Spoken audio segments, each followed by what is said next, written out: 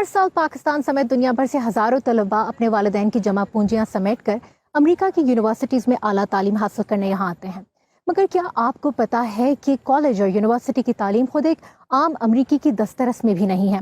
اس کے لیے یہاں ہر سال ہزاروں اسٹوڈنٹس حکومت یا پھر پرائیویٹ اداروں سے اسٹوڈنٹ لون لیتے ہیں، اور بڑھتے بڑھتے اب قرضوں کی یہ رقم 17 کھرب ڈالر سے تجاوز کر چکی ہے۔ اسے سادہ الفاظ میں کچھ یوں سمجھ سکتے ہیں کہ یہ رقم پاکستان کی کل معیشت کا 5 گنا بنتی ہے۔ امریکہ میں تقریباً 4.5 کروڑ افراد ایسے ہیں جن پر اس وقت ان 17 کھرب ڈالرز کے قرضوں کا بوجھ ہے۔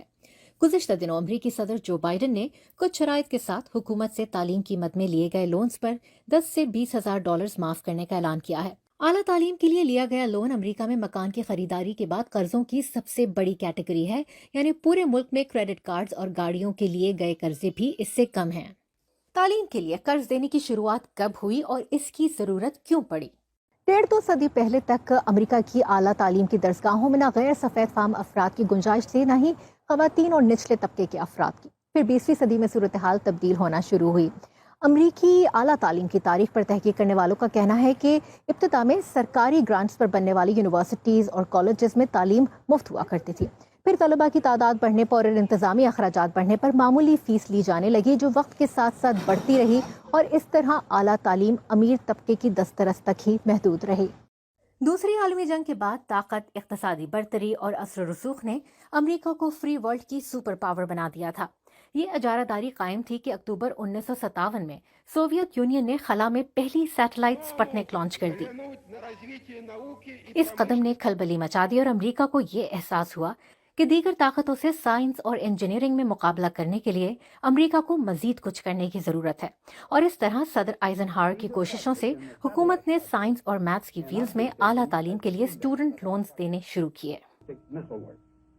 اسی موضوع پر دی ڈیٹ ٹریپ کے نام سے کتاب لکھنے والے وال اسٹریٹ جرنل کے صحافی جوش مچل نے اسے امریکہ میں اسٹوڈنٹ لون کی ابتدا قرار دیا، مگر قرض لینا اور پھر اسے سود سمیت واپس کرنا ہر ایک کے بس میں تو نہیں ہو سکتا تھا۔ اسی کا احساس کرتے ہوئے 1965 میں صدر لنڈن بی جانسن نے ہائر ایجوکیشن ایکٹ متعارف کرایا، جس کے تحت اعلیٰ تعلیم کا خواہش مند ہر شخص تعلیم کے لیے قرضہ لینے کا حقدار تھا، مگر وقت کے ساتھ بینکوں نے ان قرضوں پر شرح سود بڑھانا شروع کر دی۔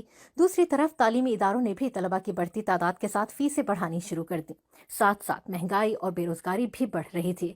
قرض دینے والے ادارے ناخوش تھے۔ اس کا حل امریکہ کے اگلے صدر رچرڈ نکسن نے کچھ یوں نکالا کہ انہوں نے 1970 کی دہائی میں سیلی مے کے نام سے ایک لون سروسنگ ادارہ بنایا۔ سیلی مے حکومت کی پشت پناہی کے ساتھ سرکاری گارنٹی پر بینکوں کے ذریعے طلباء کو لون دیتا۔ یہ اسکیم خاصی مقبول ہوئی، طلباء کو لونز ملے اور بینکوں کے منافع بڑھے۔ طلباء کی بڑھتی تعداد دیکھ کر 80 کی دہائی میں منافع بخش تعلیمی اداروں کی تعداد میں اضافہ ہوا۔ اعلیٰ تعلیم میں سرکاری فنڈنگ دیکھ کر ٹیوشن فیس بھی بڑھائی جاتی رہی، اور اس ہوش ربا اضافے کی وجہ سے طلباء پر قرضوں کا بوجھ بھی بڑھتا چلا گیا۔ سال 2008 کی کساد بازاری یا ریسیشن کے دوران مالیاتی ادارے اسٹوڈنٹ لونز پروگرام سے کترا رہے تھے۔ اس طرح یہ مسئلہ نیشنل نیوز بن کر ابھرا۔ اوباما حکومت نے فیڈرل فیملی ایجوکیشن پروگرام کا خاتمہ کر کے حکومت کی جانب سے طلباء کو محکمہ تعلیم سے ڈائریکٹ لونز دینے کا اعلان کیا۔ آج تک زیادہ تر طلباء اسی اسٹوڈنٹ پروگرام کے تحت لون لیتے ہیں، جبکہ پرائیویٹ اسٹوڈنٹ لونز پروگرام بھی موجود ہیں۔ میرے اور آپ جیسے کتنے لوگ ہوں گے جن کی سوچ یہ ہے کہ ایک اچھی ڈگری اچھے مستقبل کی بھی ضامن ہے۔ یہاں بھی اسٹوڈنٹس یہی سوچ کر لون لے لیتے ہیں، جنہیں ادا کرنے کا سلسلہ تعلیم ختم ہونے کے بعد شروع ہو جاتا ہے۔ پیو ٹرسٹ کے ایک سروے کے مطابق وفاقی اسٹوڈنٹ لون لینے والے 1/3 افراد ڈیفالٹ ایکسپیرینس کر چکے ہیں۔ اس کی ایک اہم وجہ تو یہ ہے کہ ٹیوشن فیس بے تحاشا بڑھ جانے سے قرض کی رقم بھی ماضی کے مقابلے میں بڑھ چکی ہے، جسے اتارنا اتنا آسان نہیں۔ ایجوکیشن ڈیٹا آرگنائزیشن کے مطابق 1969 اور 70 میں ایک عام پبلک یونیورسٹی میں 4 سال کی ڈگری کے سالانہ تعلیمی اخراجات $350 ہوا کرتے تھے، جو آج کے زمانے کے تقریباً $2500 ہوئے۔ آج یہ فیس $9000 پر پہنچ چکی ہے۔